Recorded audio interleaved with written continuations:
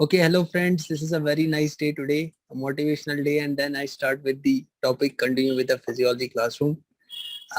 Basically, we discussed much about the conduction velocities, the SA node, AV node velocities, the pathways of conduction of this impulse. No, not starting actually, continuing this discussion, I want to talk today about this action potential and all. We have already discussed this, but just giving you a something what is specially happening in the myocardial cells, what is specially happening in the SA nodal cells, what is specially happening in the conduction pathway at the ion level. You don't have to go into detail, just understand it. See, there was a scientist. His name was William Harvey. Okay, his name was William Harvey.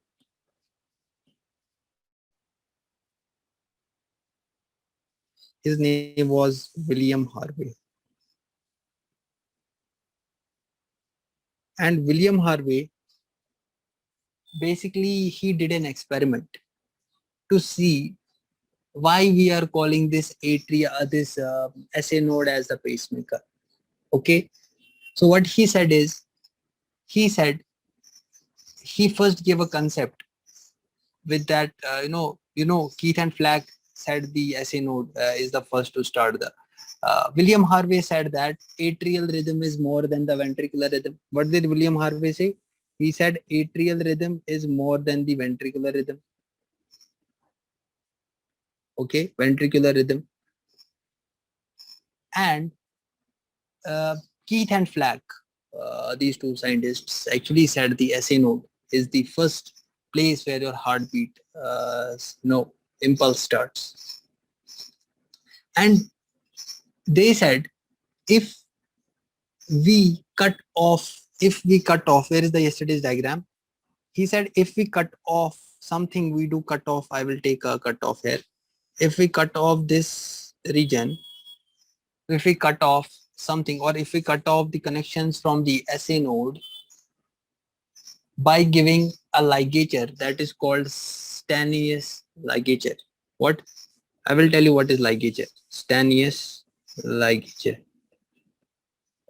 Stanius ligature means if you this is a something, think this is something, and I tie something around this. Okay, I tie something around this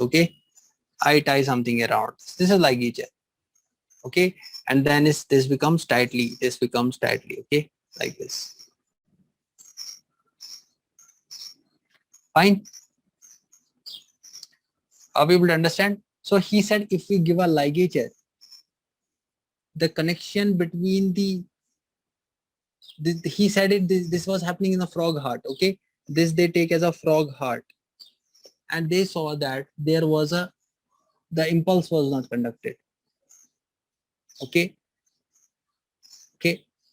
and what also he saw is that they said, okay, if we are putting this ligature, this Stanius ligature, the heartbeat will not stop, but the rhythm will slow,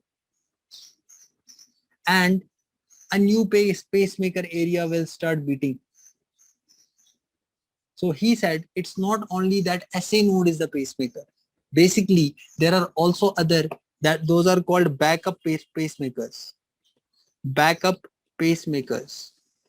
Okay, backup pacemakers which are able to take backup. If you stop the SA node, the charge will be taken by the AV node. It's the same thing like you have the president of the country, and if the president of the country dies, who takes the charge? It is the vice president.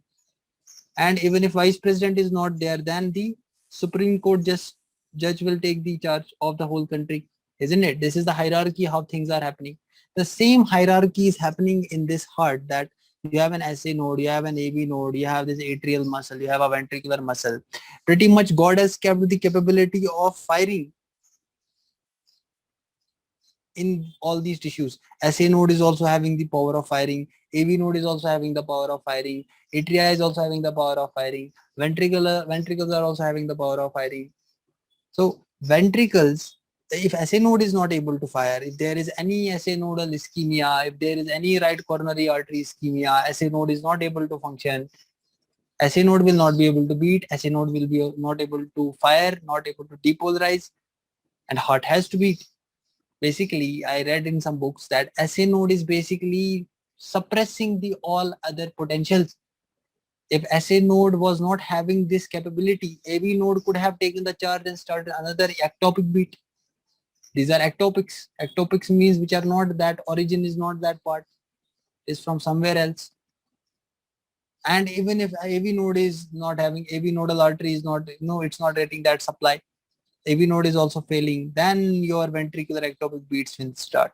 They will beat. Not at that rate, not at that pace, but yeah, at slower pace, but yeah, they will try to regain the heart function. And that's what a beautiful thing God has kept. So you should not think that only the SA node is the.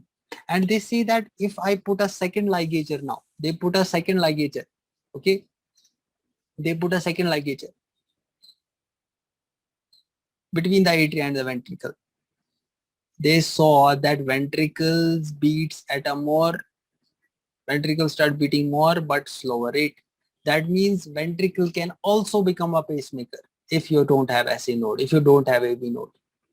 So it means that the frequency of beating is sinus atrium ventricle. Can I say the frequency of beating is sinus atrium ventricle? It means charge they can take. Okay, but this experiment which was happening in the frog was not able to demonstrate this in the human heart. Why? Because in the human heart, SA node and AV node were present in the atrium only. So you can't separate an SA node from an AV node, isn't it? Because you were in the, they were putting the ligature between atria and ventricle. But in the mammalian heart, you have the same. Yesterday we have said SA node and AV node in the same place. But you can separate a ventricle from an atrium by giving a second Stannis ligature. You can. Okay. So this all just the purpose of this experiment to tell you was just to tell you that this is some experiments they did. Okay. Basically, if I talk about the SA node and AV node. Okay, if I talk about the SA node and ventricle, I should say, if I go to their molecular level, I would suggest you, if you have a notebook, like this and it has something, a joint here, isn't it? You have a joint here. Which joint is this? Like the door opens and closes. So which joint is door? Which joint is present in the door? Hinge joint. Very nice answer. So you have a hinge joint in your copy. Very nice. So this hinge joint, beautiful. You should write on one side the SA nodal. Not now. Just I am telling you in advance. And here you should write a ventricular muscle. Or you should write myocardium. Okay, myocardial tissue. Okay, when I am describing something about SA node, please write it in this whole page. And when I am talking about the ventricular muscle or myocardium, write it in this page only. When I am making some graphs or something. And that's more important. If you write like this, you will remember. If you start making something sort of a that is called khichdi, then life will become khichdi, my dears. Mess, it will become mess. Okay. And if you have a white sheet of paper, yeah, you can take the two sheets and write. And then arrange them in the same way as a hinge manner. Okay. See guys, I want to discuss something about this SA node. Okay. Before even going to that, I want to discuss some definitions. That is, what is the concept of automaticity? What is automaticity? Automaticity means the property of automatic beating. Automatic beating, guys. Automatic beating of obviously heart. Okay.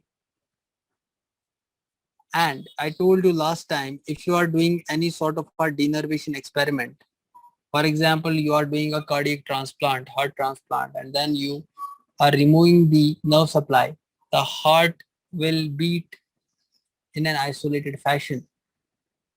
Okay. because vagus has been cut and vagus will not be able to do that parasympathetic beating, decreasing the chronotropic action.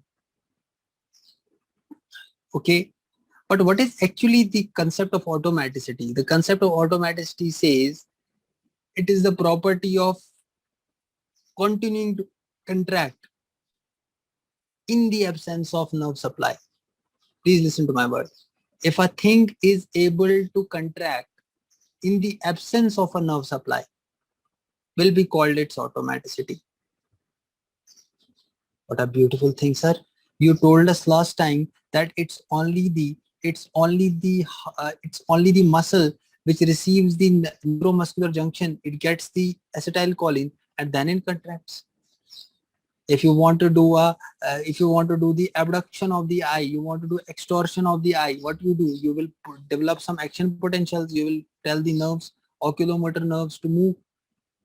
If you want to move your legs, you have to give a nerve impulse. But here I am telling you, it is the property where even after not having that nerve supply, you are able to have automatic potentials. This should be a beautiful thing, because we are actually defining in the same way. Per se we are saying that in the absence of nerve supply, you are able to contract the cardiac muscle. This property will be known as, so in the absence of the nerve muscle, you are able to contract, will be called automaticity. And that is only possible by your that highest pacemaker of the heart, which is able to beat, which is beating at an average rate of 70 to 80, but can even beat up to 100 beats per minute, can fire the action potentials, is the SA node. It is this great guy who is doing this. Pacemaker potential. It has a pacemaker potential. It is generating pacemaker potentials. Are people to understand? And it's not only limited to the SA node. I discussed just denervation or something that you are not able to, you are not supplying through it through the nerve, but it's just an intrinsic property of causing depolarizations. So it can be AV node also in case of other backup, those backup nodes, we call them backup nodes, backup pacemakers, Purkinje system, ventricular muscles, they have that. Okay, can we understand the concept of automaticity? Now, next concept is the rhythmicity. What is rhythmicity? Rhythmicity means your heart is beating. It's loop dope, loop dope, loop dope, loop dope, loop dope. So it's not only the matter of beats, but it's also the matter of the rhythm in which your heart will beat. So the excitation rhythm in which the heart is exciting will be called its rhythmicity. And heart has its own rhythmic excitation way of producing those heartbeats. That is called autorhythmicity. So heart has a property called autorhythmicity. Autorhythmicity. Now what is the normal rhythm of the heart? It is regular rhythm. It is regular rhythm. Okay. So who is doing this? It is because, see, if you were able to generate an action potential from SA node, should it get discharged also? If you were able to make it positive, should it also become negative after some time? So it's important that the discharge of this pacemaker is happening. So that means, can I say heart rate is a function of SA nodal impulses? In physics, you used to write like this. It is a function of the rate at which your impulses are generated in case if the SA node is the pacemaker. Okay. And you know also it can discharge at a rate between 60 to 100. That's why it's highest than the AV, highest than the His bundle, highest than the ventricular muscle, highest than the Purkinje fiber. And that's why we say SA node is the pacemaker. Okay. Are we clear? And if they ask you how to demonstrate this pacemaker activity? It is that Steenius ligature experiment on the frog, which they did. Okay. Next definition you may be coming across in the books will be conductivity. What is conductivity? Conductivity means if you are generating an impulse, you are able to conduct them, then you should have a specialized pathway. And I told you there is a specialized conducting pathway there. Bundle of His and that fastest pathway yesterday already discussed. So these are, I don't think I need to write everything. You can understand and write while pausing the video and everything. Okay. So it is basically the property of spreading, the property of conducting through the specialized conductive pathway, so that you can, in order to reach the ventricular muscle, because the main purpose is reach to contract.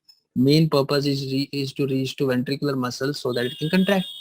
Because I said contraction should be, there should be a prior depolarization to show contraction. Are we clear? It's only after the depolarization that a contraction will happen. Current should first come, then only the muscle will contract. Okay. What about the contractility? So contractility means I give a stimulus and I get a response, and response is contraction. The property becomes contractility, and you have a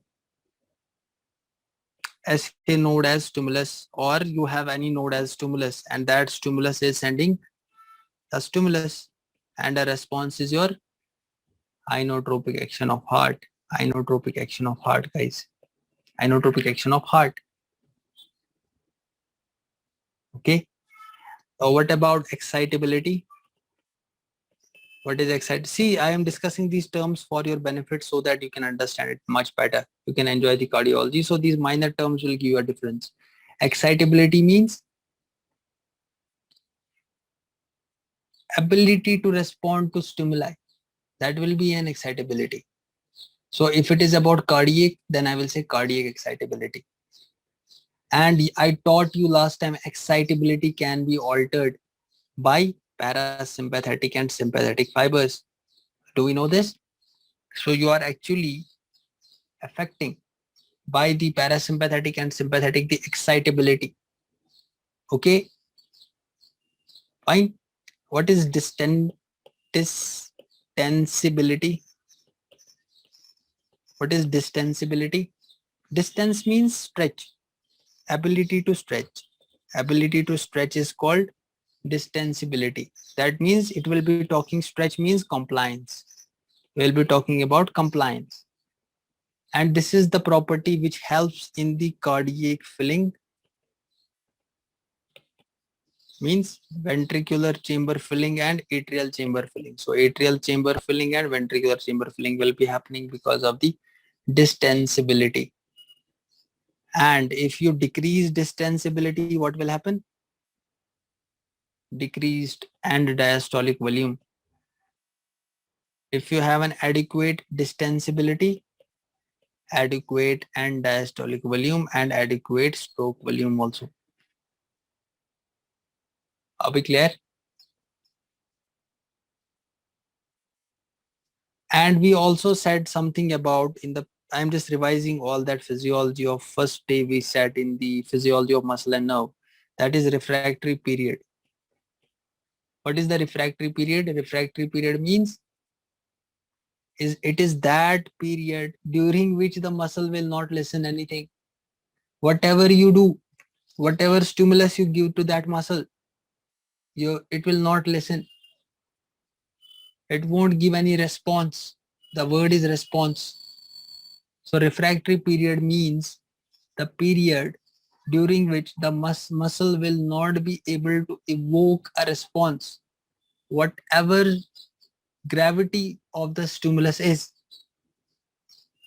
You give any gravity of the stimulus, whatever grave gravity you give, it won't listen. But yeah, now again the definition gets, excuse me, again the definition gets broader. So refractory period can be of two types. Absolute refractory period. What was the other? Relative refractory period, yeah, isn't it? I think I remember the first year physiology, isn't it? Absolute refractory period and relative refractory period. Absolute refractory period. What is the absolute refractory period of cardiac ventricular muscle? 200 milliseconds. Relative refractory period is 50 milliseconds. Okay. But remember, we are having a long refractory period in the cardiac muscle. Okay. So what is the concept is that in the cardiac muscle, your duration of action potential becomes same as its mechanical response. Remember, in cardiac muscle, duration of action potential becomes equal to, it's same, I should say same, it's same as the mechanical response. Mechanical response you can understand, isn't it? Mechanical response. Okay. That means, can I say if I give a fresh action potential, I will get a fresh mechanical response? If I give a new action potential, I will give a new mechanical response. I'll be getting that there is some relationship of proportionality, something that you give any impulse, you get that mechanical response. That means it should also mean that it's only the fresh which will give fresh. It's not that you have started a fresh and in the middle you give another fresh and you will get another contraction. No. That means your mechanical responses cannot be merged. And that's why there was a great question asked by a teacher to me in my first years of. He said, why your cardiac muscle does not go into tetany? Why your cardiac muscle does not go into tetany? You know, tetany means that exaggerated stimulus happening and muscle is going into rapid contractions. This is the reason. It is that refractory period that it will not listen.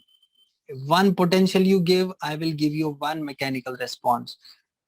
In the middle, if you give another 1.5 type of a potential, I won't respond to that.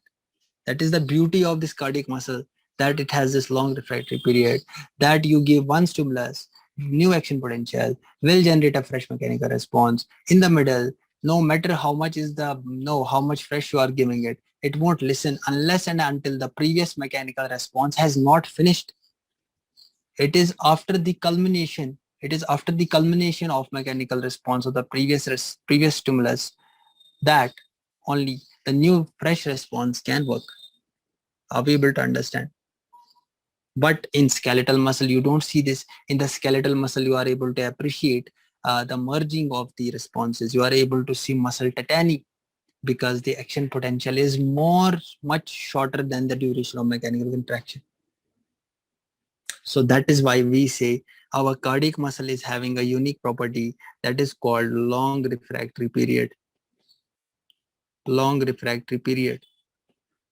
And this is the best thing the God has bestowed us. Why? Because your heart becomes safe from dash tetany. Are we able to understand? I had last time also given you a concept that syncytium, functional syncytium. Do we remember? Functional syncytium. Functional syncytium, I told you, these are some cells, cardiac cells. And what is special in the cardiac cells? Cardiac muscle have more amount of gap junctions so that they can at the same time communicate and contract as one unit. They contract as one unit. And it's only because of this more amount of gap junctions that these are able to function as syncytium. What is syncytium? That they are contracting at the same time. Number 1, number 2, number 3. You are getting 1 plus 2 plus 3 at the same time. Are we able to understand? And there is also a concept called extrasystole. What is extrasystole? Extrasystole and compensatory pause. What is the difference? Compensatory pause.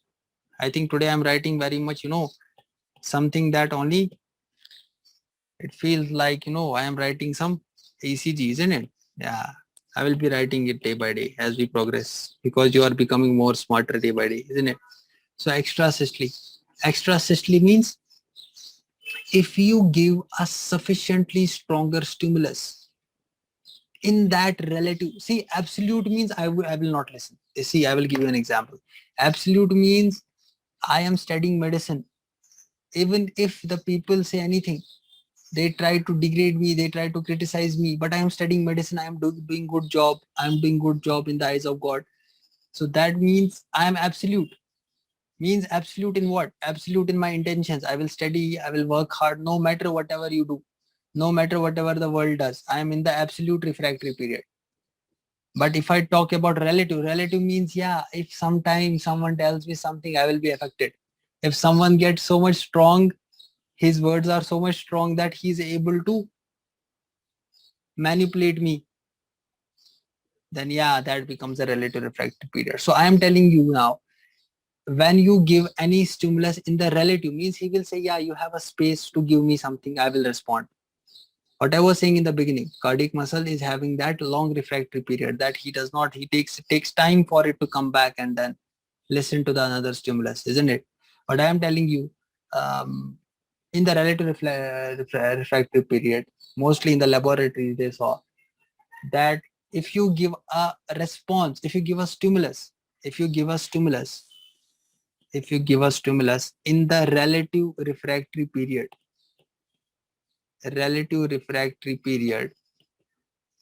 you will get another systole. Okay, we will understand. You will get an extra contractile response. Extra contractile response. This is called extra systole.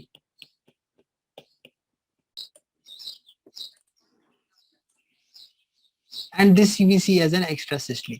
Fine. Now I want to tell something about compensatory pause, guys. Compensatory pause. Compensatory pause. See, guys, compensatory pause is, if I say like this, you have an SE node. You have an SE node.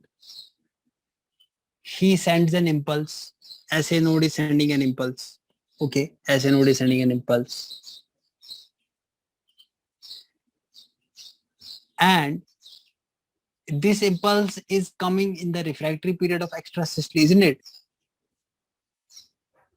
If this impulse, it's not coming, it's coming in the refractory period of extrasystole and is not able to evoke a response, means I'm talking about extrasystole. In the extrasystole, what you said that if you give a sufficient stronger stimulus in the relative refractory period, you will be able to get an extra contractile response. Okay. Would you be able to appreciate a pause after extrasystole because you have disturbed something? In simple, I would say. Would you see a pause if you have done an extrasystole? Yes, there is a pause. Why? Why? Because you actually missed a natural contraction. You did not did a natural contraction. So that's why there will be a compensatory pause because it is coming in the refractory period of extrasystole and will not be able to evoke a response. So in short, you have to remember there is a long pause seen after extrasystole if you are doing extrasystole. By the way, sir, are you able to give, do we have extrasystole happen in the life? Yeah, it can happen suddenly. Okay, it can happen. Like I remember a day when a patient came to me and he was in, I think it was an arrhythmia. Okay, so in an arrhythmia, so the patient, I saw his, ECG. And what I did is, I remember the physiology at that time, a simple physiology I applied. I told him to go to the washroom and strain. He said, what, doctor? Strain? What are you saying? I said, yeah, you should go and strain. Okay, you should try to defecate. I told, I don't tell him to strain. I said, you should try to defecate. Okay, you see the beauty of physiology. If you remember, medicine is amazing, guys. And after that, the person came. I said, it's not important whether you are able to defecate or not, but try to defecate. So the person went to the washroom. Okay, came after some time, and suddenly he comes, the doctor, I did it. I said, how are you feeling now? So we took another ECG, and it's all reset. So it's all about this switch which is functioning. Suddenly ventricle pump starts firing, maybe suddenly in some day. It's not that it's only that ventricular supraventricular tachycardia is happening, PSVT is happening. No, it can happen in normal thing also. Okay, because you know why this happens or why it normalized, because you actually resetted, you gave a vagus control, you activated the vagus, and that vagus resetted the heart rate. Now SA node will again fire with a normal thing, and again the discharge will start. That's why I did that. I thought of that, and then further management was given if it was, if he showed something else. So just I'm giving an example that how things can get reset by a simple maneuver. Okay. And remember, extrasystole can happen in a normal physiological person also. It's not that it cannot, it is something. Okay. And what it has been seen that once a compensatory pause happens, and after that when a normal contraction is happening, that is having a higher magnitude. So there has been seen the magnitude of contraction becomes higher. And once this happens, that so you had given a compensatory pause. Now you tell me, in the compensatory pause, have you given more time for filling? Have you given more time for filling? Are you giving more time for filling? Are you increasing the end diastolic volume after compensatory pause? Will you increase the force of contraction? Because according to Frank Starling law, whatever stretch you produce, that will be the force of contraction. This concept where you are having more amount of EDV causing the force of contraction to increase because you had earlier done a compensatory pause, and that led to the increased time in the filling. And again, I am telling the same sentence, led to the increase in the end diastolic volume, led to increase in the force of contraction according to Frank Starling law. This concept is called post extrasystolic potentiation. PEP, PEP,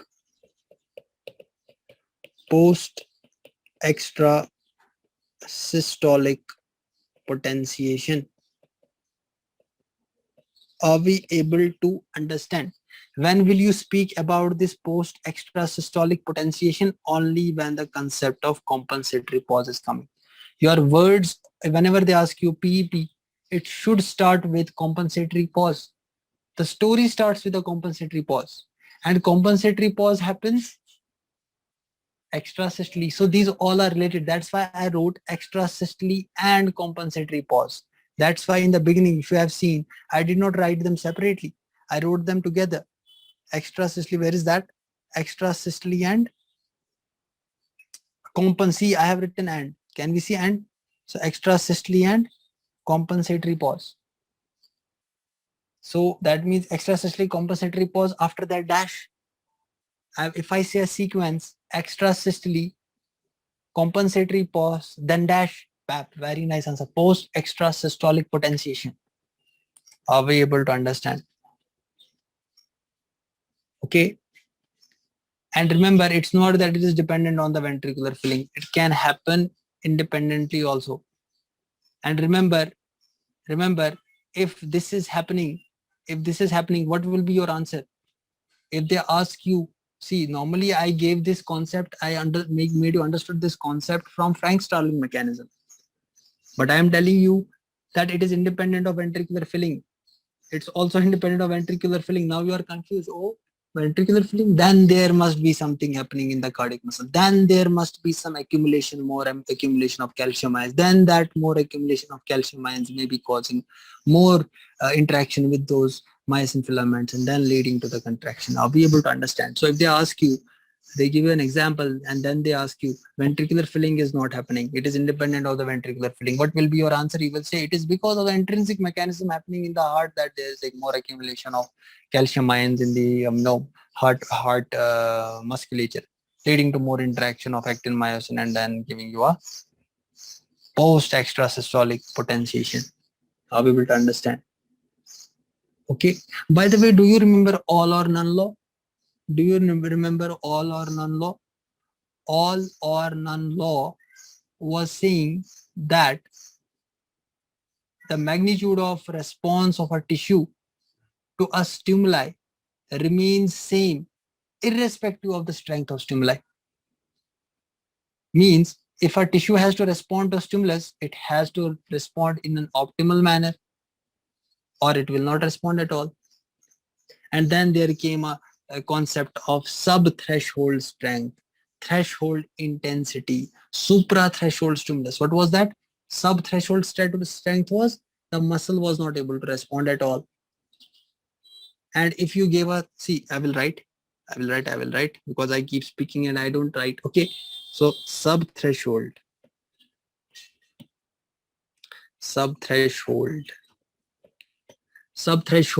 strength means muscle does not respond at all.